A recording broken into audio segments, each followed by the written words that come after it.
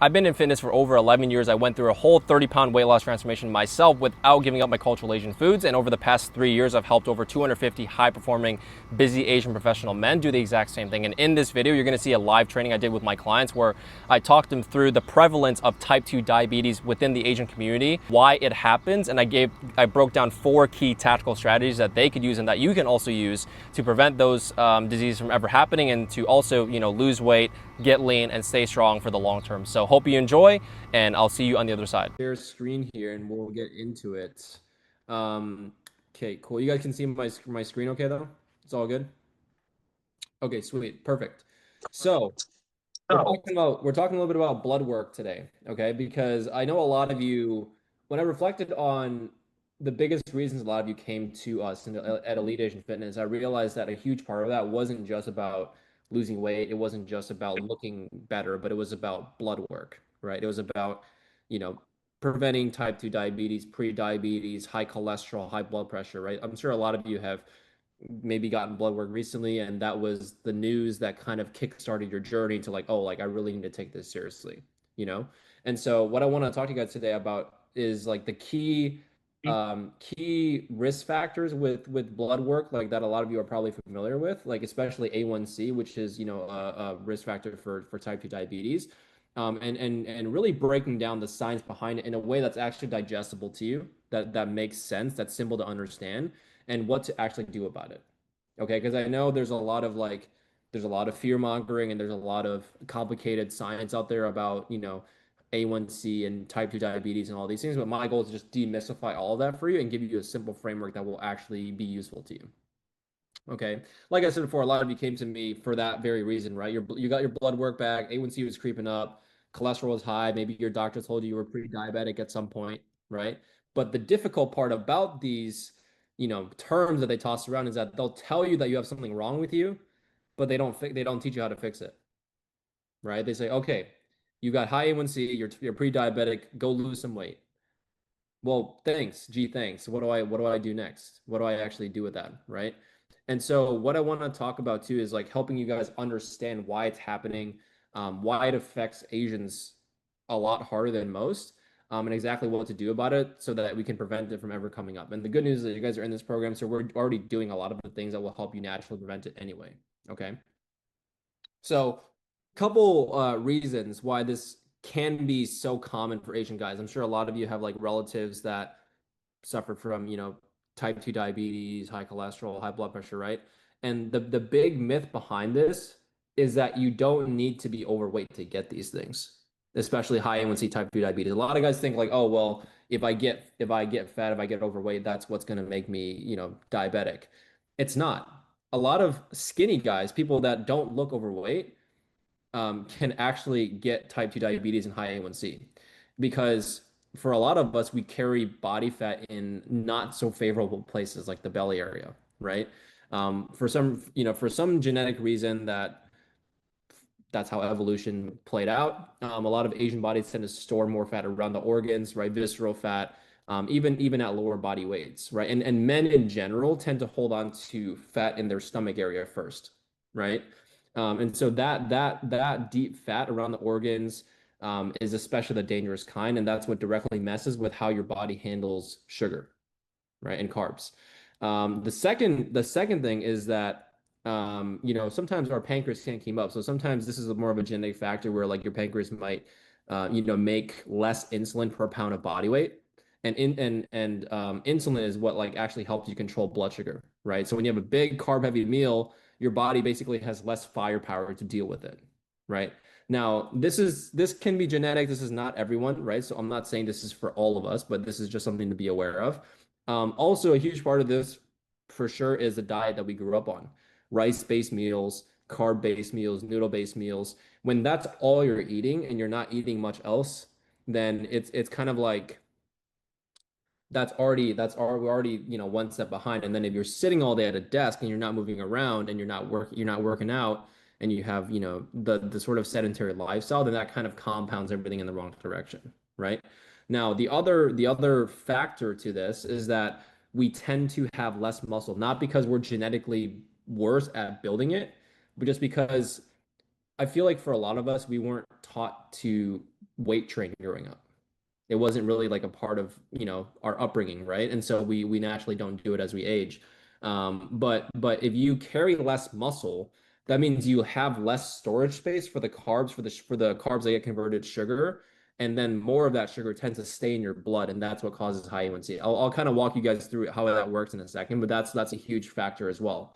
And so another thing that I thought was kind of interesting as I was diving into the research before making this was um, the official guidelines say that Asians should get screened for diabetes at a BMI of 23 or higher, while it's 25 for other ethnicities, like specifically, you know, white people, which is so we have a higher risk at a lower, you know, body mass index, right? Most doctors don't even know this, and so a lot of guys get told like, yeah, you're fine, you're good, when they're actually already at risk, you know?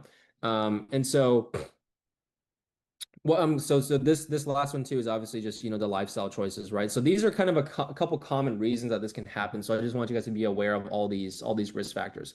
Doesn't mean that you are beholden to them and then that's your reality, but that's something we need to consider, right? Now I want to shout out Vu for a second. He's actually on this call because when Vu came to me in his early 30s, he was about 40 pounds overweight and his blood work came back with borderline pre-diabetic A1C, right? And so after joining this program, like that sign was what got him to join us. And 8 months later, his A1C is completely back to normal, cholesterol is back in normal range, and as a byproduct, he's also down 40 pounds in the best shape of his life, right? So just because you're at risk doesn't mean it needs to be your reality, right? It just might mean that's your starting point. So let's break down what's actually happening, what the simple science is behind this, right? So an easy analogy to illustrate this entire thing is to think of your body like a house. Okay, your body is the house, and the cells in your body are like rooms. Okay, and your muscle cells are the biggest rooms in the house. And insulin, which you probably heard of, which is like a hormone that your body makes to deal with blood sugar, insulin is kind of like the key that unlocks every door. Okay. So insulin unlocks your cells basically so that they can store sugar and take it away from your bloodstream when you eat carbs. Right. So we've got the house, we've got the rooms, and then we've got the keys to the rooms.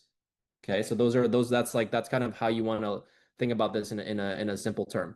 Now, when you eat carbs, rice, noodles, bread, pasta, your body turns those carbs and converts it into sugar, glucose, and it enters your bloodstream. That's the very first thing it does, right?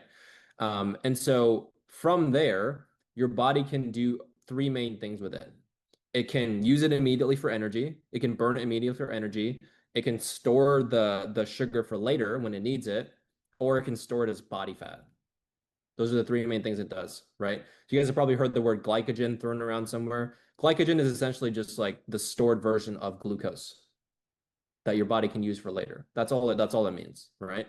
And so when sugar enters your bloodstream, insulin unlocks the rooms, unlocks your cells, right? So that the sugar can get in and your cells can store them as glycogen, right? Now, if you burn the sugar for energy, then that's great. But if you store for later as glycogen, then you can save it for later. Or again, like I said, it can be converted to fat. Those are the three main outcomes, right? Now, how pre-diabetes and type 2 diabetes happens is either number one, insulin resistance, which means essentially insulin, your body becomes less responsive to insulin, so the keys stop working, right? And then sugar ends up staying in your bloodstream, aka the hallways of your house, and then the house gets cluttered over time. So are you guys like following the analogy? So like the rooms are your cells, right? So if the sugar can't stay in, then it just starts cluttering up your bloodstream and your house, and then it causes all kinds of damage, right? So the other version of this, which is full-blown type 2 diabetes, is reduced insulin production, which means your body doesn't make enough keys to replace the old ones, right? So your body doesn't make enough insulin to deal with the sugar that your body uses from carbs to convert into sugar, right? So then it ends up causing high blood sugar. Okay. Any questions on how this works? I know this is a lot. So simple way to think about it, house, you've got the house, you've got the keys, and you've got the rooms. The house is your body, the rooms are your cells, and the key is insulin. All right. and you know, the sugar is kind of like what you would store in the rooms, like your pantry foods, whatever. Okay. Any questions on this? I just want to make sure you guys are all following. I tried to break it down simply. I was like, how do I explain this in simple terms? You know, so hopefully this is making sense. Okay. Now, there's a couple key levers we can pull to prevent these risk factors, right? Lever one, by far, bar none, is strength training, building muscle. This is why it's such a core pillar of our program, because I know that a lot of you guys come to me with this specific challenge, the high A1C, the pre-diabetic status, right? And so strength training is the single fastest way to grow your muscles, and bigger muscles mean more room, bigger rooms, because your muscles store sugar as well. But it's in a good way, right? Because you can actually use it for your workouts, right? So every pound of muscle you build is more storage space for the carbs that you eat. And studies also show that strength training makes your existing muscles more sensitive to insulin, meaning they actually do their job better. Right? So that's why like if you guys are in the program or not in the program, like always do your strength training, like do not miss. 3 days a week, every week for the rest of your life. Okay. So that's why we talk about, okay, lift weights 3 times a week, 45 to 60 minutes, and like get that done. And if you start implementing this, which you guys already are, you will 100% start seeing your blood work change over the next 3 to 6 months, right? Um, so that's lever number one. Now, lever number two is, of course, the high protein diet, which is also why I talk to you guys a lot about this, right? So everything that I integrate into your programs is already baked into this philosophy, right? Building muscle isn't just about lifting weights. You have to feed it so that you can build it back stronger, right? So protein obviously is a raw material that your body uses to build and repair muscle. And so if you don't eat enough protein, you can lift all day long and not build a single pound because you just don't have enough raw materials, you know?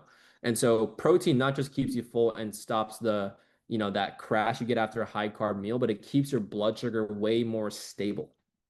So if you eat carbs, always pair it with some sort of protein um, at every meal, and that will help you keep your blood sugar way more stable. And of course, you're gonna want to hit your daily, you know, protein goal as well, right?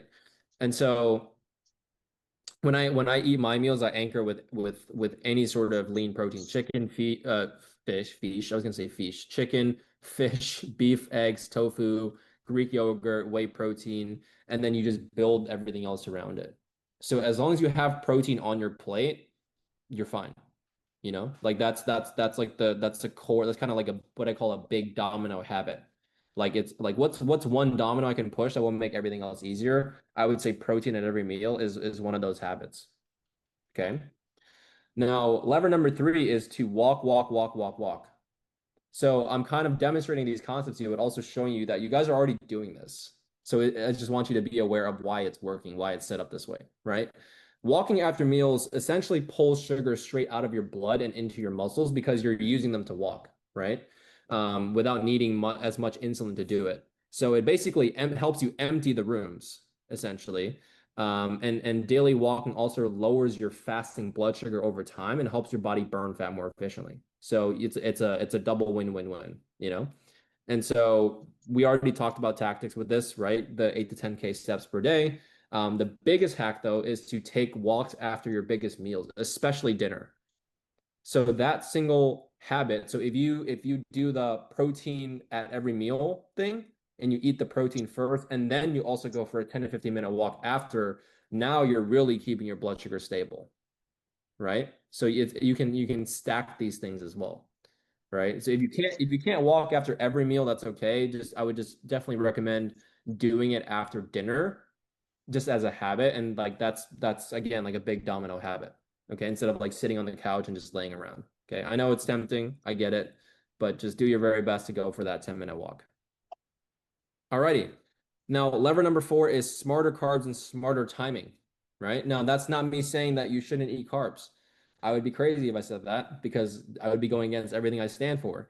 But when you eat carbs by themselves on an empty stomach, then your blood sugar is going to spike very hard, right? So that's why when you anchor with some sort of protein and veggies, then the spike is way smaller, and you can eat the same food, but you just eat your protein and veggies first in that order, and you get a completely different result when it comes to how your body responds to that meal in terms of like the blood sugar spike, you know? So it's kind of like one small shift can make such a huge difference. And a side note with this too is like try your very best to minimize liquid carbohydrates, boba, sweet drinks, condensed milk, coffee. Like have it, you can have it once in a while. It's not going to kill you, right? But just don't make it such a recurring thing where it becomes like a huge part of your diet. Because if you're just drinking your carbs, it's like it's not great. You know what I mean? So if you're gonna have carbs, try to have it in solid format with a protein of some sort. Okay. And that way you'll be in a good spot. So those are like the four key levers. But I think the biggest part that I wanted to walk you guys through was like the mechanism behind it. Like why is this all happening? And like why are the things we're doing preventing that? Like how is it actually preventing that? You know? So here's what your blood work can look like in 3 to 6 months time if you actually take this seriously. 3 months time, you should see your A1C drop, fasting glucose come down, your cholesterol moves in the right direction. Like you'll feel different too. Obviously, you have more energy, your clothes are fitting better, you have less crashes, right? 6 months time, like Vu did, 6 to 8 months time, you can completely reverse your pre-diabetes if you catch this early and you start taking the right steps. So Vu's blood work, like I said earlier, was perfectly normal within 8 months. Okay, so from high A1C to normal within, I think it was even within like 4 to 5 months, but 8 months was a conservative estimate. And I've seen this happen over and over and over again. So this stuff is definitely reversible if you catch it early. All right. And so if you keep doing this for 12 months, 18 months, 24 months, 5 years, then you just like you compound all of these good habits for yourself and you completely minimize your risk factors against it. Okay. So I think the big thing to keep in mind is that you don't need to be overweight to suffer from these ailments. So that's why it's so important to still do the things, even if you're not quote unquote trying to lose weight, right? Keeping up these habits is super important. Okay. So all this to say, your genetics are not the end all be all, right? I always say like your genetics load the gun, but your lifestyle pulls the trigger. You know, you can't change your genetics, right? But you can absolutely change your lifestyle. And I think people give their lifestyle less credit than it deserves, right? People always talk about, well, my metabolism's slow. That's just how I am, you know. But you can't control your genetics, but you can absolutely control what you put into your mouth, what you do with your body, and what you learn about fitness in your own body to make that happen. Okay. So hopefully this is a little bit more clarity on like how this A1C type 2 diabetes things works. And I hope this also gives you guys confidence in the strategy, knowing that like we've got you covered and all the things you're learning in this program and that you're implementing are already setting you up for success with all these with this specifically.